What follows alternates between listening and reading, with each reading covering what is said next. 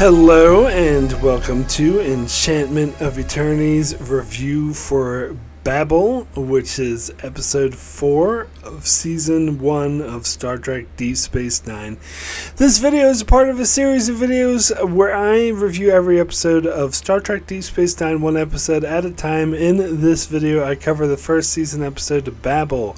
So Babel is the episode in which the station contracts a virus that causes its victims to have word salad, and eventually it will kill them all. In trying to find a cure for the virus, they discovered that it was a genetically engineered virus, engineered by Bajoran terrorists who put it on the station 18 years ago, but were arrested before they could execute the virus. But O'Brien accidentally triggered it when he was trying to fix the replicators, and so the whole station becomes quarantined, and Kira goes off on a quest to find the creator of the virus, who she discovers is dead, but she manages to find his assistant and then forces him to come on the station against his will so that he can find a cure, which he does,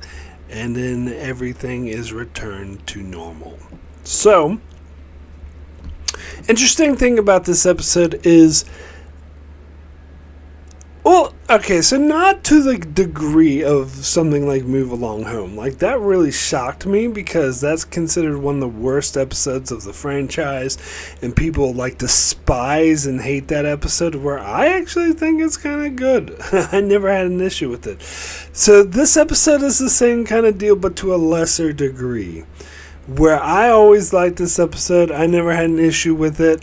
Personally, I thought it was the first good episode after the premiere, after Emissary, because I didn't really care for Past Prologue or Man Alone. I thought Man Alone was downright terrible, and this was the first episode that I liked, out of 3, to be fair. And I was surprised to learn in more recent times that everyone hates this episode and thinks it's pretty bad, and thinks it's silly the way that they go around saying doing the word salad thing and being like open way link, link, blue raspberry. My favorite though is when Cisco gets it. You get a good old taste of good old classic Avery Brooks overacting, where he goes, "Behind the window door outside." He gets overly dramatic about it. You gotta love Avery Brooks. Anyway, I never had an issue with that. I mean, I thought it was kind of funny when I first saw it, but it did come off as, the quirky Star Trek weird virus concepts, and I was like, hey, and it's kind of, when you look at it, the whole word salad thing is really incidental, because that's not really the concern. The concern is the fact that they've got the station's contracted a virus where everyone's going to die from it eventually. The fact that it begins with them getting word salad is really not that important. I mean, maybe they could, if the virus made them turn purple and instead, or made them start singing, then it would have had the same effect. So to me, that's not really the point of the episode, although I will say I remember watching an episode of Boston Legal a couple years later with a lawyer, I think it was James Spader's character, started getting word salad. It's because he was having some psychological issues or something, but he started saying random words, and I was like, hey, he's got the disease from Babel. From Deep Space Nine. But anyway, so yeah, I never had an issue with that. And yes, this does fall into the typical cliche of the virus episode that Star Trek has done many times, be it Naked Time, Naked Now, Night Terrors, I don't know, it's happened a lot, and yeah, I'm not the biggest fan of this cliche, but it doesn't bother me as much as some other cliches, such as the the trapped in a holodeck cliche, that probably bothers me the most, or the falsely accused of murder cliche, that bothers me quite a bit, or the shuttlecraft crash when it's stranded on the planet cliche, that's just boring as hell. This one's not so bad. I mean, it can be really trite when it's just like done in a very bland way. This one, I thought the way this episode was done, I thought was really interesting. It's definitely interesting watch. I think this is the first time I've watched this episode since the pandemic, and it definitely gives me a new perspective about, the whole thing about being quarantined. In fact, I really complained when I reviewed The Naked Now over in TNG about how careless, and even The Naked Time as well, both of them, how careless that they were being. And as we're watching that after the quarantine, when you see how authority figures behave in the pandemic and how they try to quarantine everything and stop the spread of the disease. But in Naked Now, they were like so useless and so reckless. They didn't even quarantine Geordi at all. They didn't even restrain him, so he just got up and started wandering the ship and spreading the disease around. Like, they were terrible, and all sorts of other things. But the way that Riker carried a infected patient and then touched Dr. Crusher. I mean, come on, wear your mask, wear your gloves. Jesus Christ. But so this one, they're a bit more responsible. They actually do quarantine the station pretty quickly, and when you have that asshole who was like the anti-masker type of the pandemic, it was like, oh, I don't care, I'm going to go out and party, I don't care if we have a super spreader event and infect everyone with COVID and all the old people die. Fuck them. The economy needs to open. So we have a character like that who is the freighter captain, who's like, my food's gonna spoil unless I leave. I need to leave the station now. I'm not sick, so I'm fine. And Sisko's like, no, you idiot. You could very well be carrying the disease. If I let you leave, you'll start spreading it throughout the galaxy, and we absolutely can't have that. We need to contain it here. I don't give a shit about your food spoiling. Which is smart, and again, it gives a new perspective after going through the pandemic of how, because at first I was like, yeah, that character's an idiot, but yeah, that character seems a lot more realistic now. I was like, yeah, there would definitely be someone like that even in the 24th century.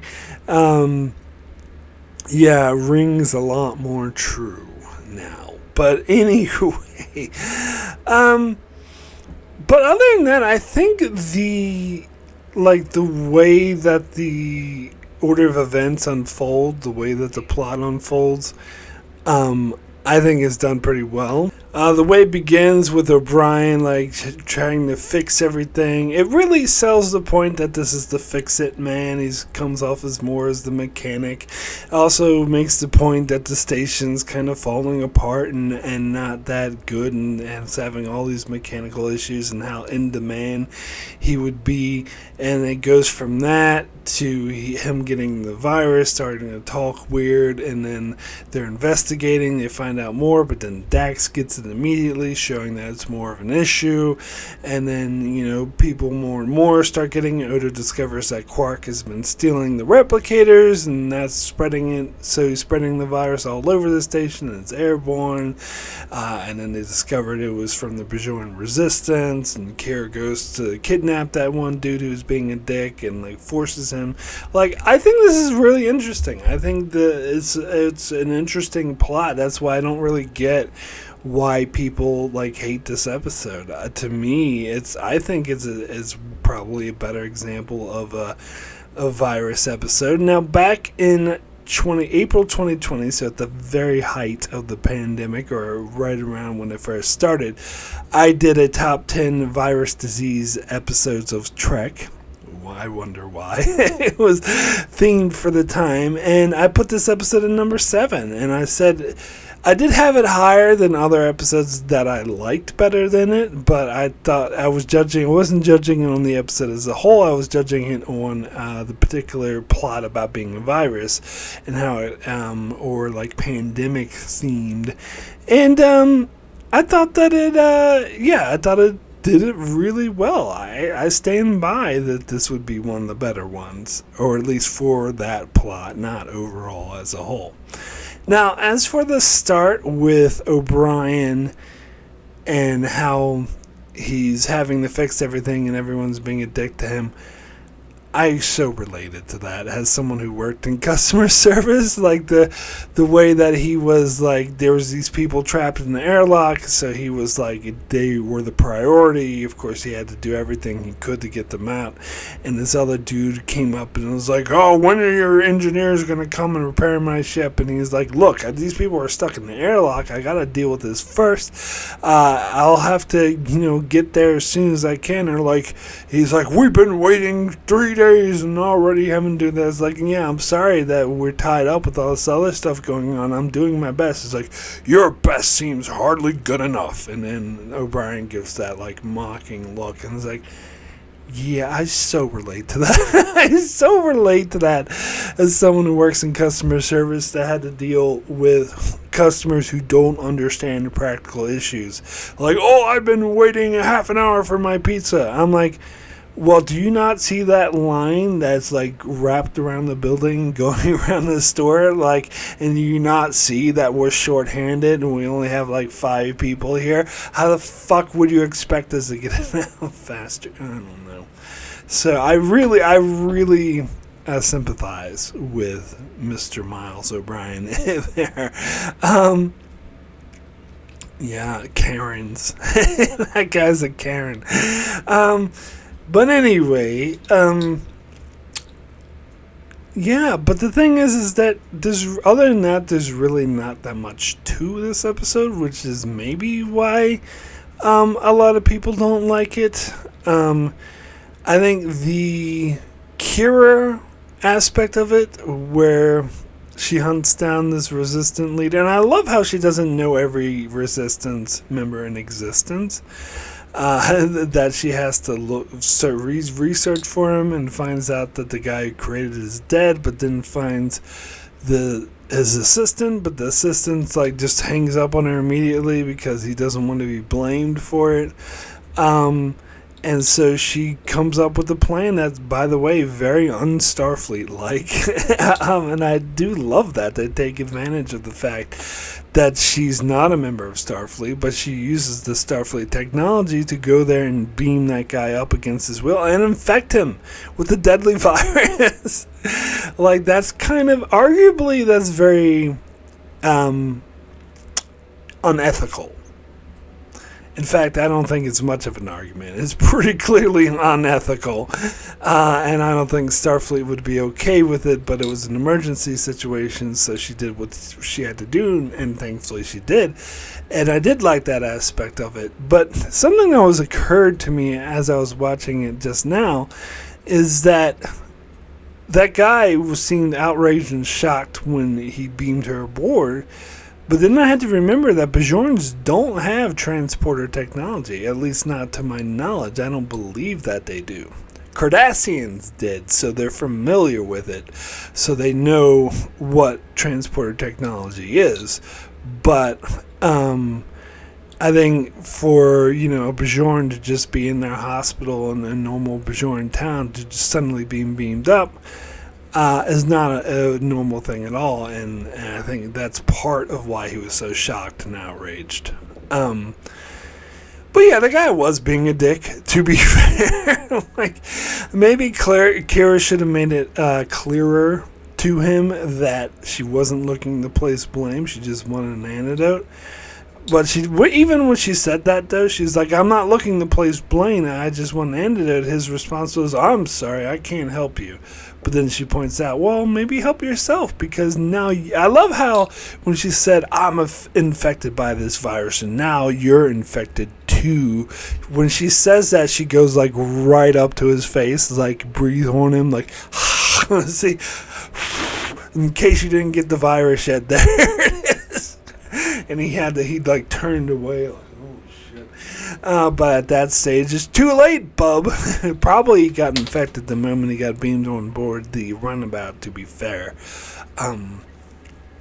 But yeah, I did like that. And another thing I liked is that, because some people would be like, oh, how come you found the cure so quickly? They explained that, and I think it made perfect sense, because he went and he built off of Dr. Bashir's research, and built his research, his finding a cure off of his research. In fact, he even said, oh, your doctor was really close, which also makes it very interesting that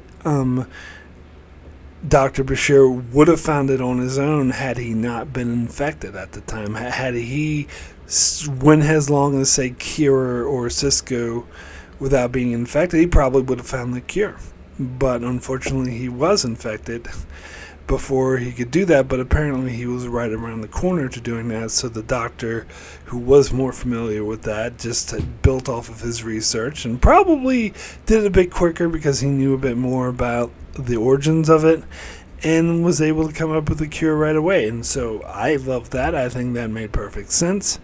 I think it kind of adds to the thing that the doctor can actually get infected by the virus, unlike the TNG episode Angel 1, where Dr. Crusher was, for no reason whatsoever, somehow immune to the virus just because she was the doctor. Like, that made no sense. That episode was terrible. That made no sense whatsoever. But here, doctors aren't immune. They're just as susceptible as everyone else. And he got it as well, which I thought was really interesting. And then the whole thing with Odo and Quark, there were some great moments between these two. That's why I kind of liked this episode. Like, I liked the sort of Odo sort of bragging about the fact that Quark didn't have any business. And it was kind of funny where that one guy was like bitching about the soup, and he was like, you're gonna eat it, and trying to force Quark to eat it, but Odo had to step in and like kick the guy out, and he went to Quark, was like, another satisfied customer. Like, I kind of love this the way the Odo and Quark banter is always great, and this is kind of one of the earlier first examples of that kind of banter that's, I think, probably better to know what we've gotten in the show so far. But again, this is only episode 4. And yeah, I'm counting Emissaries one episode because it is, by the way. But anyway. Yeah, so that's good. And then towards the end, where Odo's like, I think it was actually wise of Odo to go up to Quark and be like, so I don't have any security officers. They're all stricken. I had to get ops to help out, so that means Promenade's unprotected, and if anything goes missing, I'm just going to blame you, first of all. He's like, Now, I don't get why Quark mentions the Ferengi immune system, but other than that, like, it seems like he would say that regardless, just because he's, selfish and likes to brag. But it seems to be true, because he didn't get the virus when everyone else did. But it didn't show any of the other Ferengis. Like, if that was true that Ferengis were immune, then how come we didn't see Rom or Broik? What's his name? Broik? Or any of the other Ferengi waiters just floating around? But whatever. They didn't have money to have those guest stars in this episode, I guess. But having Quark go to ops and help out, that was cute. I did like that when Quark is like, don't worry, Odo, I'll beam you over there. And Odo gets on the transporter pad. He's like, I must have seen it done, observed it done a couple of hundreds of times. He's like, what, you mean you never done it? Energizing! Like, that was funny. I like that. But there was a couple of like silly gags in here that I didn't like, that came off as kind of TOS-y. Such as like when Kira was coming back to the station and she called ops, said that she's going to dock, and Quark's like, welcome back, Major, finally glad you can make it. She's like, Quark, what are you doing here?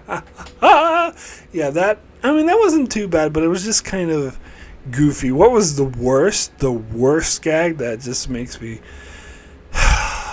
roll my eyes is at the end of the episode where everything's back to normal and Cisco goes to get a coffee from the replicator and takes a drink and goes, O'Brien! Like, and then O'Brien just gives him this look and everyone's like, dun dun dun dun. Like, I was waiting for the laugh track on that one. That was goofy. But to be fair, season 1, even on DS9, did have a lot of more goofy moments like this, and so you had to go do. But all in all, considering how bad that season 1 of DS9 is, which, by the way, just to be clear, nowhere near as bad as season 1 of TNG or Enterprise, nowhere near, but still, it's, especially compared to the rest of the show, it's easily the worst season of the show. But even so, considering how bad season 1 of DS9 is, this episode's actually one of the better episodes of season 1. I think that it is. Not that it's amazing, but it's not terrible. I'm just surprised at the people who really, really hate this episode. Anyway, so I would now like to thank all those that support me on Patreon. It's very much appreciated. It does help me continue with the channel. So I'd like to give a shout out to very special thanks to Brandon Newhouse. Thank you so much for your support throughout the years. And also like to give a shout out to Antarius, Greg Marley, Francisco, Chuck Hooks, Kyrie091, Anthony D. Benedictus, Ricky, Matty Jester, Joe Lavals, Alessandro Miguelisio, Nomad Buckwald, Stephen Kennedy, Britton Berg, and Allison Fordyce. Thank you all so very, very much for your support. So I do have a few patron comments on this episode. First comment is from Kyrie091, who says, Babel, more like bad smell. That's a good one. I like that. Okay, that's not a good joke. Actually, I think it's decent. Not one of your worst ones, to be sure. Okay, that's not a good joke, but unlike others, I very much remember this awful episode. I always call this the puppy monkey baby episode because I feel like Kira says that at some point. Puppy monkey baby. Open way. I always remember open way link. That's what Jake says. Open way link. Open way. Yeah, again, I don't think it's that terrible, but that's just me. Anyway, next comment is from Stephen Kennedy, who says, the year is 2020. There's a global pandemic. Or, sorry, let's start again. Stardate 46423.7. There is a station-wide pandemic, and Kira is the only person not affected until she completes her mission. Why is Kira the last officer to be infected with the virus? The answer was given in the episode how she doesn't go into quarks, so that was a nice touch. Whoever came up with the idea to leave Odo and Quark as being the last two people on the station is a bloody genius. Maybe it was the writers or someone else. Their interactive during this episode. Their interactions during this episode was a masterclass of how Deep Space Nine and what it will become. Brilliant characters and reoccurring character. I know who put these great characters together, and his name is turned by as if not what done by mistake. Sorry, I got the virus during that sentence. I wonder why there was no conspiracy asshole in this episode, as they would have blamed Miles O'Brien for making the virus because he needs a break from working on the station, or he is a Cardassian double agent.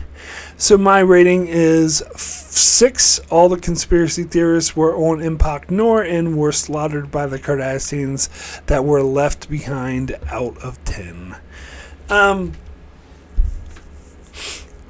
Yeah, about conspiracy theorists, I mean, if they wanted to make a good analogy to the pandemic, which happens close to 30 years after this episode was made, come on, predict the future, assholes.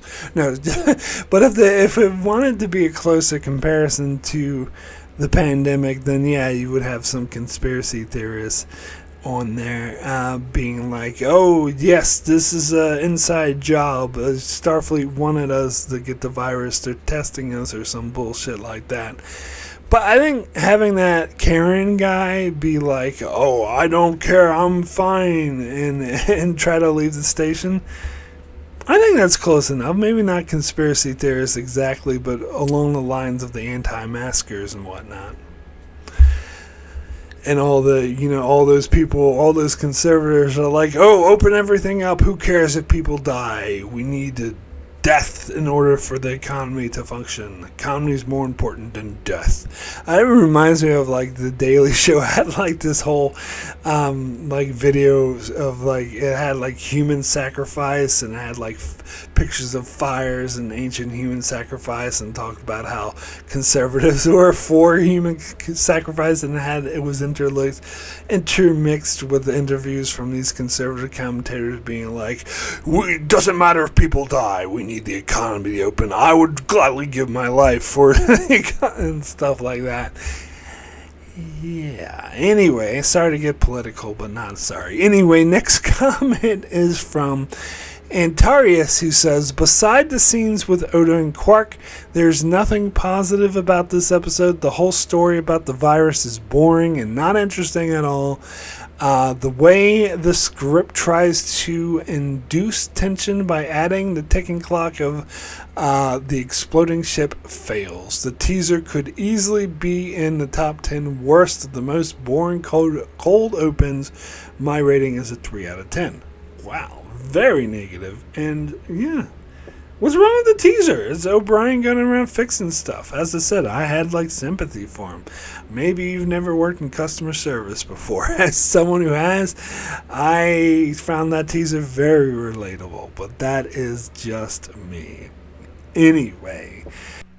Alright, so next comment is from Norman Buckwald, who says, out of all the ship infected with virus episodes, this one is probably the most uncanny to watch after the 2020 global pandemic, considering the lack of what should be common sense masking and social distancing. And yet, Quark is considered the most reckless. Not that his use of the infected replicator certainly did not help. The way people express themselves makes the universal translator be on Children of Tama mode. But words so juxtapositioned they make no sense at all. Given that, it did not work after a while. Between Action and Kira must be in charge of Ops, Odo and Quark, and enough work done by Bashir, the day is saved. Interesting scenario, but with only so much we know of the characters, including from the actors themselves, not the most memorable. Still, watchable enough. I'll give it 6 scientists to abduct on your infected runabout out of 10. Yeah, it's funny. I've heard different opinions on how this relates after the global pandemic. A lot of people were complaining about the fact that they weren't wearing masks or gloves, but me, I was thinking, well, this is the 24th century. I think they're probably beyond masks. I would imagine they have, like, this funky technology to, especially on a controlled environment like a space station, to filter out stuff like viruses and normal things that could infect people. I don't know if that would work entirely, but it does seem like masks would be kind of ancient and obsolete technology by the 24th century, and that they use more technical things to take care of it. But then again, we don't see a suitable replacement in this episode, but maybe it's invisible. I don't know. I know they have like biofilters and transporters and stuff like that, but sometimes they don't work. So, and obviously whatever system, infiltration system they have on the station isn't working on the virus that becomes airborne. So they should have mentioned something like that, but I don't know. Like, yeah, to the people saying why aren't they wearing masks, is like, because it's the 24th century. That just would seem like an antiquated thing. Anyway, to me, I could be wrong. Anyway, next comment is from Ricky, who says, "This episode was average. I think this is also a quite entertaining one, as I think the virus itself was unique, where people talked funny, but then it would eventually lead to one's death. So, way better than the trash piece of shit of an episode in TNG, where they wanted to bang everybody, and that even Data was infected, but Riker wasn't. I'm sorry, but I just hate that episode with a passion, and the worst virus episode in the franchise. I also like the Odo and Quark scenes. They were funny, so an average episode, so my rating is a 6 out of 10. Yeah, the Quark and Odo scenes were kind of funny. I think, for me, they definitely hold the episode up enough to where it's not going to be one of the worst episodes or a really terrible episode, as I heard some people calling it. Now, as for that piece of shit you were referring to, which, by the way, for anyone who didn't catch on, is the Naked Now, totally agree, 100%. It's not just that it was ripping off the Naked Time, because they could have actually ripped off or paid homage, if you will, to the Naked Time.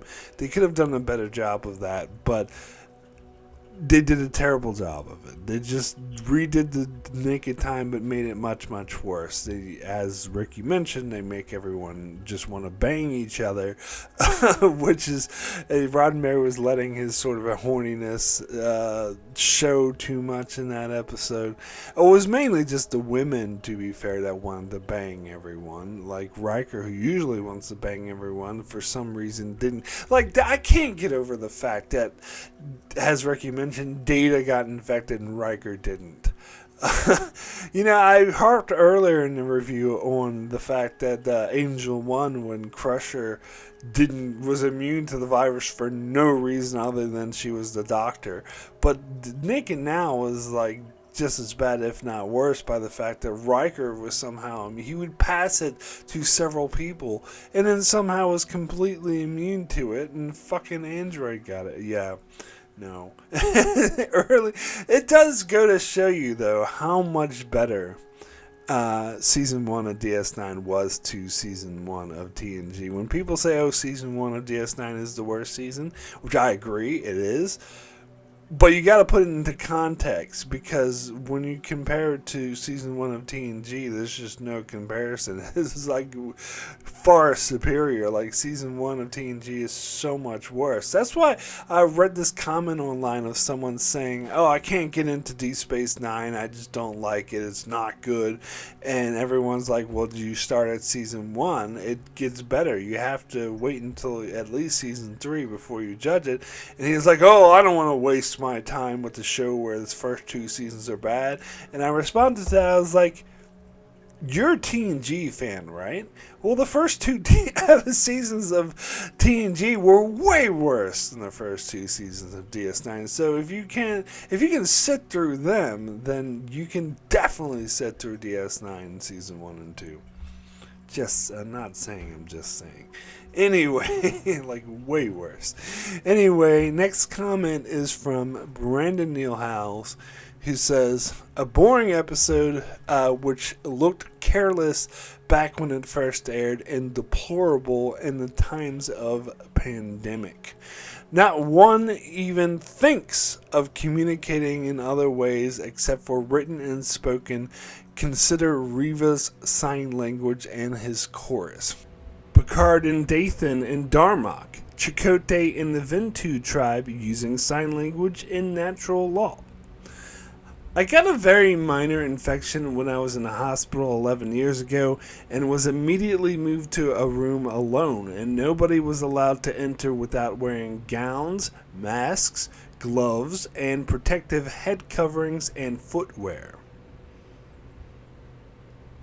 On Deep Space Nine, all the people affected by the virus are shoved into crew quarters where they look sad and act lethargic. Bah. Quark hacks into the replicators, which spreads the virus, and Kira kidnaps the scientists without consequences, and apparently the only person who can keep the station from breaking down is poor old Miles O'Brien. I think this is the beginning of the O'Brien must suffer trope.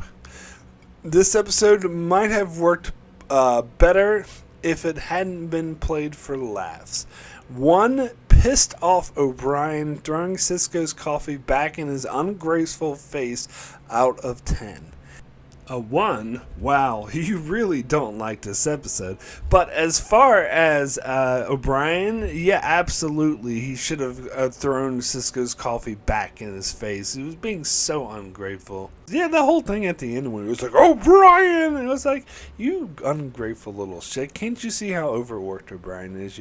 Privilege. He comes off as privilege. I need to have my coffee, and I'm going to yell at the guy who's been working himself to death of repairing the station that's falling apart. Anyway, I know it was done for laughs. Ho, ho, ho. Isn't that funny? He's yelling at O'Brien. Yeah, so that part was stupid. I agree with that, and it does irritate me. Now, you do make a good point about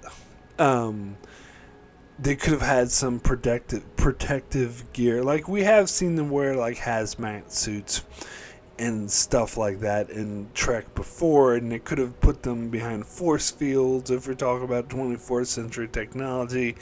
But here's the thing. Here's my justification, my headcanon for that. I figured at this stage they kind of considered the whole station a lost cause. I think they considered that the station was already completely infected, and so quarantining individual people or using protective gear and stuff at this point was a futile exercise, because that there was no way that the virus is already everywhere. There was no way they were going to stop the spread. So the fact that they made sure to quarantine the station, though, to make sure that no one leaves, even like clamping in that one ship from that Karen guy who tried to like use force to get away, that I think makes sense. That was the greater issue, is to make sure nobody left the space station, that everyone on board was already screwed. And I think there are modern day examples of that, where there's a specific place that is already so infected that they just give up on trying to quarter off individual people. So I think that would be different than your hospital experience, because in this situation the whole hospital would already be infected, and so there would be no point in sanctioning that. That's my headcanon. You may disagree with that, but for me that kind of makes sense. Now, what was the other thing you said I wanted to address? Kira, why she didn't face any consequences, because she saved everyone's lives. And I think actually that is realistic to real life a lot of times. Well, particularly it's a TV trope, but a lot of times the ends justify the means argument is used. Well, you saved the lives of everyone, so we're going to go easy on you. And maybe she did get a slap on the wrist that happened off screen. Again, I'm really justifying this episode, but yeah, that's just how I see it. So that stuff didn't bother me. Now, as far as this being the beginning of the O'Brien must suffer trope, a trope, by the way, that I am not a huge fan of. I know some people really like it. You're gonna hear me complain about that as we go through the show. I don't totally hate it, but I just get sick of it at some point. It's like, leave the poor guy alone. But yeah, I suppose this could be seen as the beginning of the O'Brien must suffer trope on Deep Space Nine. However, not the beginning of the O'Brien must suffer trope overall, because I actually think that began in the Next Generation episode, The Mind's Eye, because they were particularly picking on O'Brien there with Geordi killing a holographic version of him and then spilling the drink all over the real life version of him and then waking him up in the middle of the night when he's trying to sleep. So it seems like that was kind of the beginning of it. Both of these examples, though, Mind's Eye and this episode, are mild compared to what they'll do to him in the future. Anyway, thank you, patrons, so much for your comments. So my rating for Babel, or Babel, or however you want to pronounce it. I think it's supposed to be Babel, but I think Babel makes more sense because they're babbling. Anyway, my rating for Babel out of 10 is a 6 good. That's right, a positive rating. As I said, this isn't as big of a discrepancy as Move Along Home, but I still don't get the hate for this episode. I think it's one of the more decent episodes of Season 1, in my opinion. I thought it was pretty okay. Granted, it's not amazing, it's not great, and it can be goofy at times, but I found it engaging, and I found the way that the plot, and he had some good character moments with Odo and Quark, and Kira on her quest was pretty interesting, and Cisco having to, he didn't want Kira to leave, but had to let her leave in order to save everyone, and Odo was like, you better let her go, Cisco, she's all you got. Like, that was cool. So I thought it was a decent episode. Decent enough to get a 6. So that is it for my review of Babel. Let's see what's coming up next on my channel. Let's see where we're at. So Wednesday, back to TNG with my review of Aquiel. Thursday, back over to DS9 with my review for Captive Pursuit. And then Saturday, back over on Patreon for a Revisited, this time revisiting my review for Face of the Enemy. And then on Monday, sticking with TNG, but going back to my main channel with my review for Tapestry. So that's what's coming up next on my channel. Be sure to check it out as I continue to cover Star Trek Next Generation and Star Trek Deep Space Nine. And check out my channel as I continue to cover many other shows as well. So be sure to subscribe so you can keep up with all of that. And thanks a lot for watching.